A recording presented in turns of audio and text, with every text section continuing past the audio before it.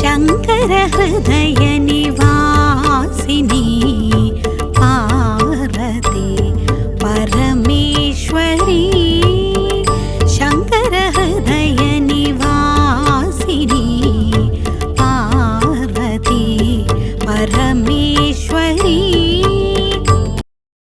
జై జగత్మాత బగలాముఖి. ఓం క్రీం బగలాముఖి వరదే సర్వసౌభాగ్యప్రదాయిని సమస్త భక్తానాం సర్వాభీష్టం సాధయ సాధయ క్రీం ఓం స్వాహా.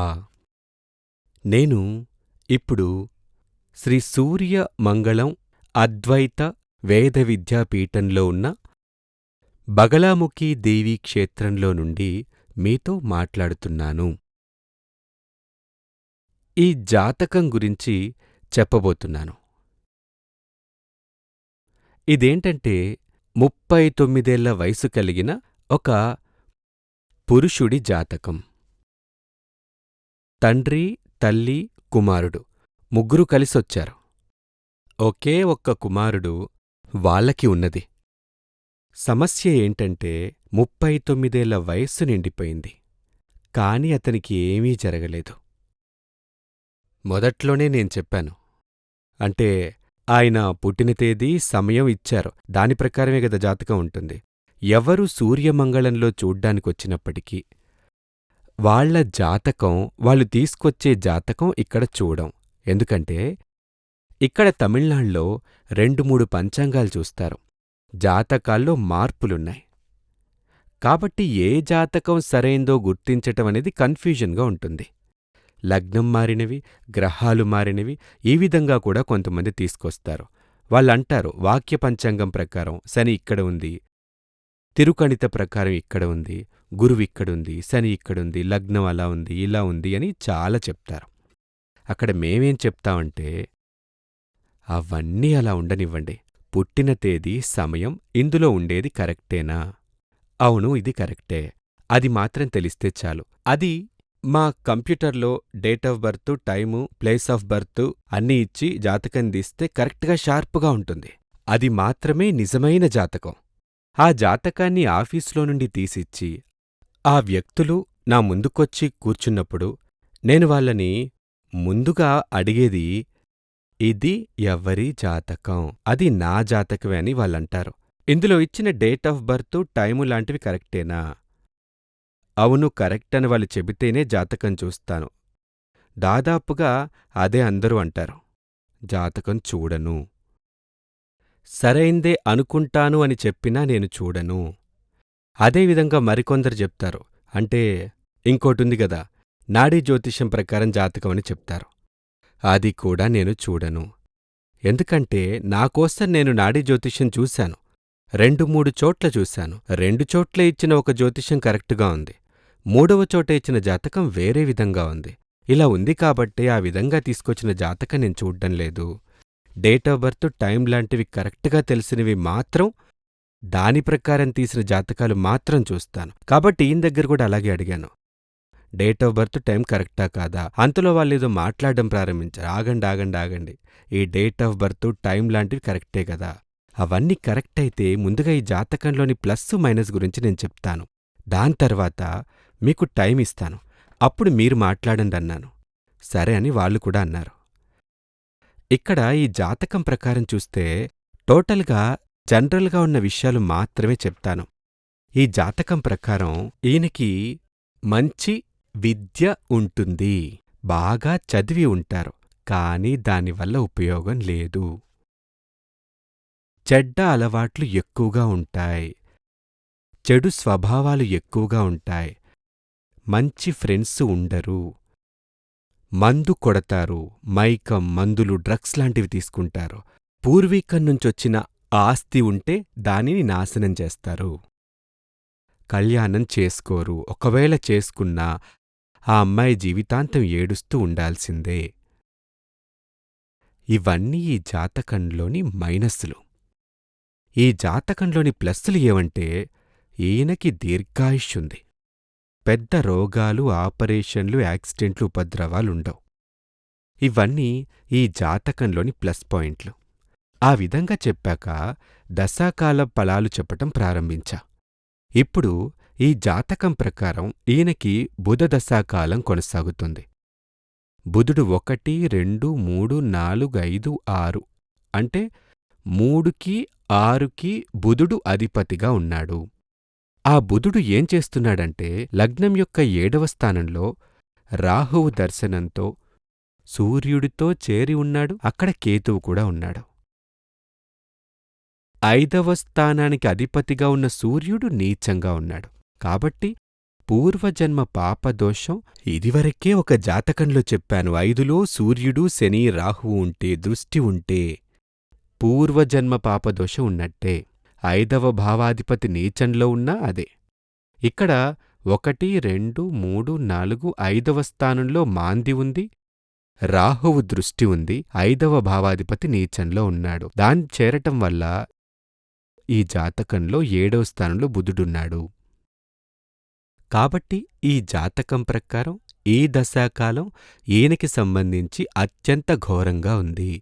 3కి 6కి అధిపతిగా ఉన్న బుధుడు నీచంలో ఉన్న 5వ భావాధిపతితో రాహువు దర్శనంతో ఉండటం వల్ల ఈ దశాకాలం మంచిది కాదు.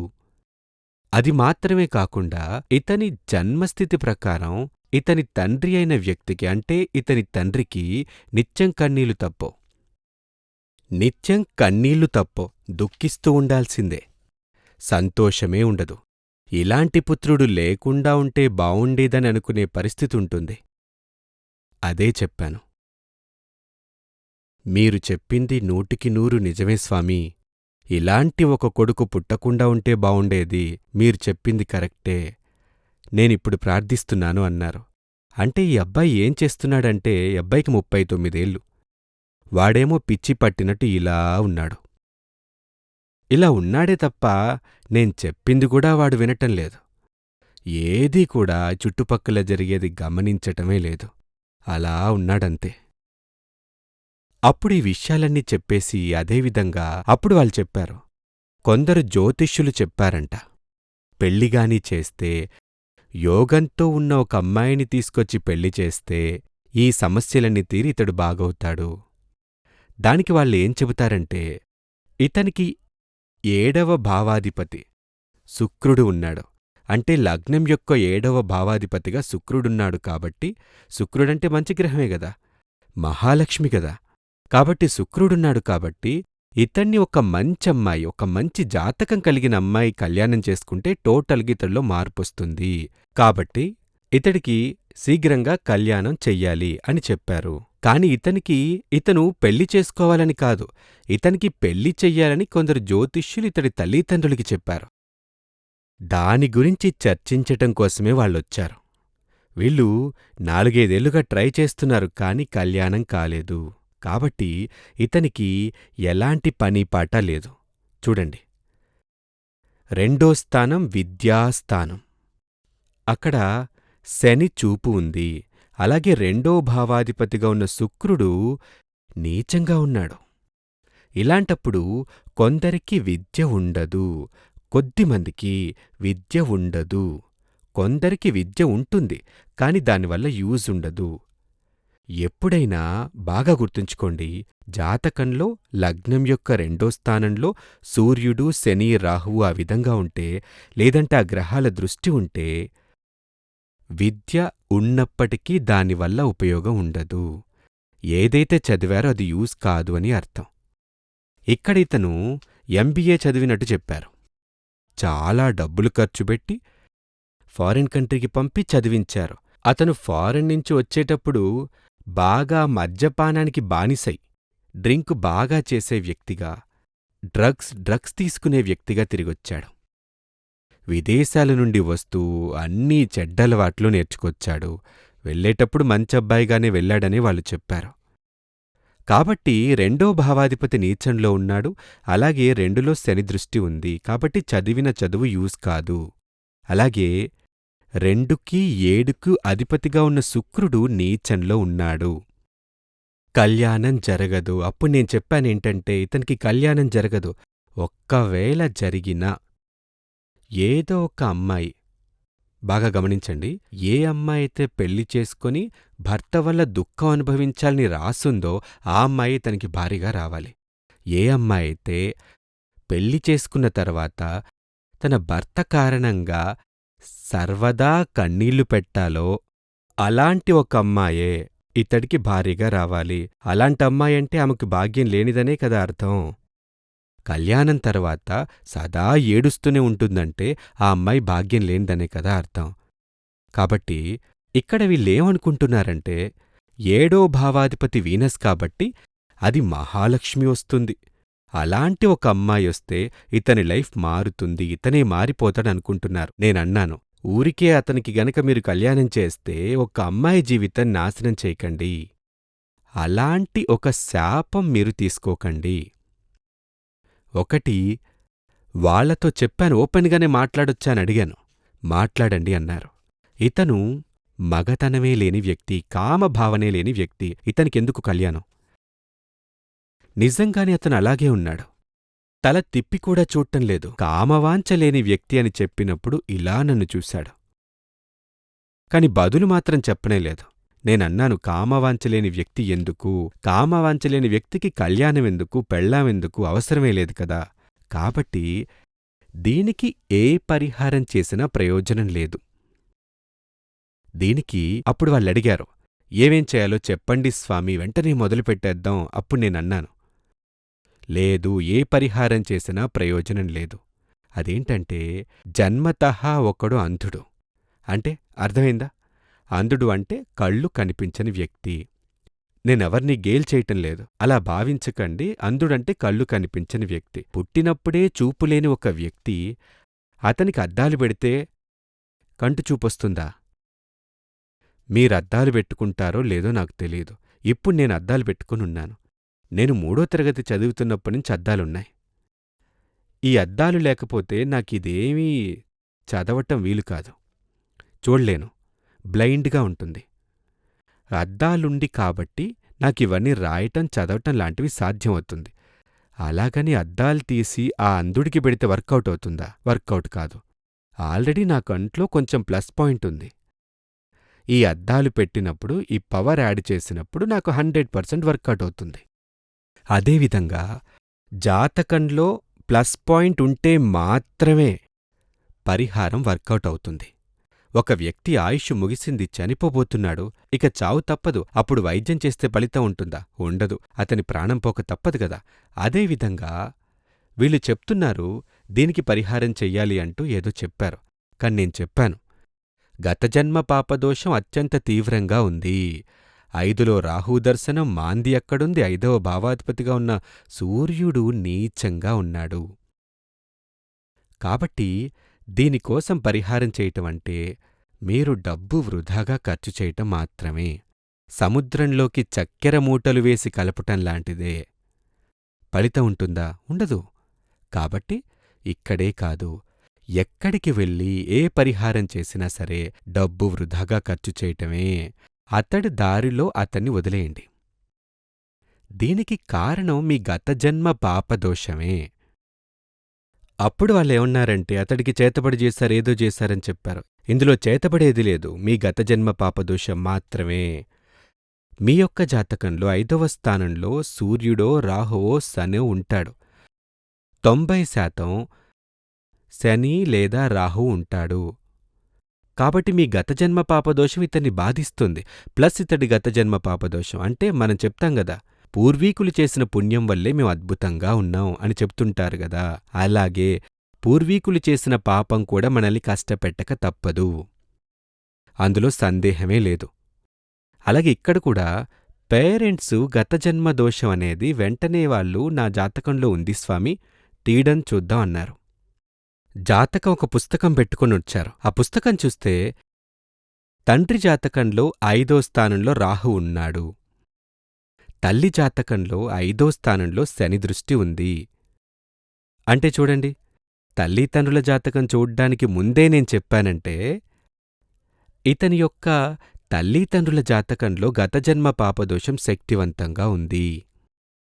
జాతకంలో సూర్యుడు, శని, రాహువులో ఏదో ఒకటి 5వ స్థానంలో ఉండొచ్చు, లేదా దాని చూపు ఉండొచ్చు.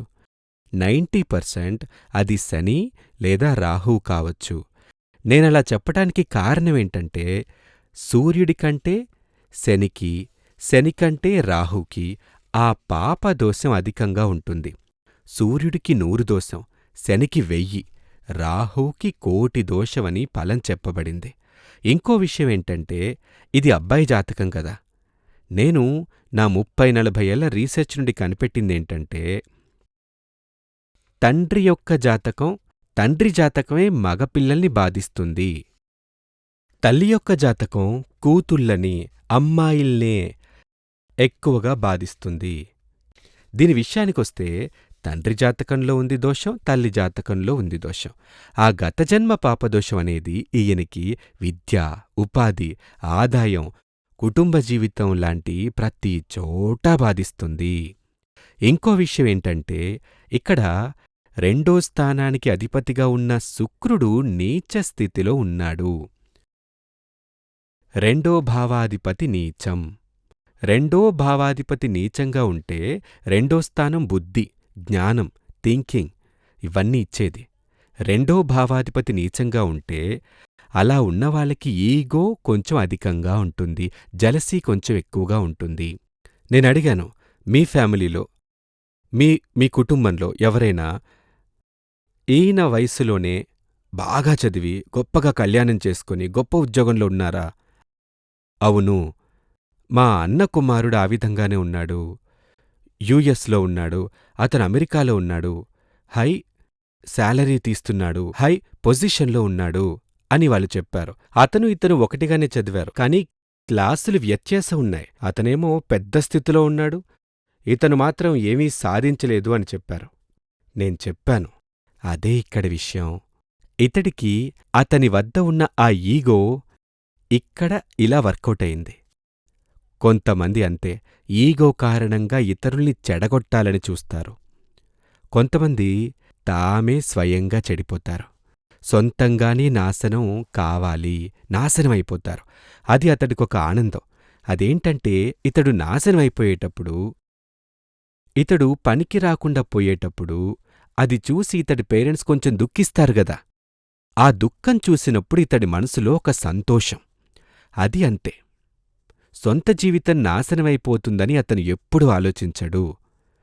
దానికి కారణం ఒకటేమో 2వ భావాధిపతిగా ఉన్న వీనస్సు, అంటే 2వ భావాధిపతిగా నీచంలో ఉంటే కొంచెం ఎక్కువ ఈగో ఉండే మనస్థితి ఉంటుంది. అదేవిధంగా అది కొంచెం డిప్రెషన్ ఉండే మనస్థితిగా కూడా ఉంటుంది. కొంచెం మనోవ్యాధి ఉండే వ్యక్తిగా ఉంటారు. కాబట్టి ఇతడికి మనోవ్యాధి ప్లస్ గతజన్మ పాపదోషం. ఈ గతజన్మ పాపదోషం వల్లే ఇతనికి ఇతని పేరెంట్స్కి ఉన్న గతజన్మ పాపదోషం వల్లే ఇతని జీవితం ఒక ట్రాజెడీగా, ఎదురీత లాంటి జీవితం అని కూడా చెప్పలేం. దానికి మించిన రీతిలో ఈ జీవితం పరాజయంగా ఉంటుంది, ఫెయిల్యూర్గా ఉంది. ఈ విధంగా ఉండే జాతకాలుంటే అదేంటంటే, 5వ భావాధిపతి నీచం, 5లో రాహువు దర్శనం లేదా శని దర్శనం ఉంటే దానికి పరిహారం వర్కౌట్ కాదు.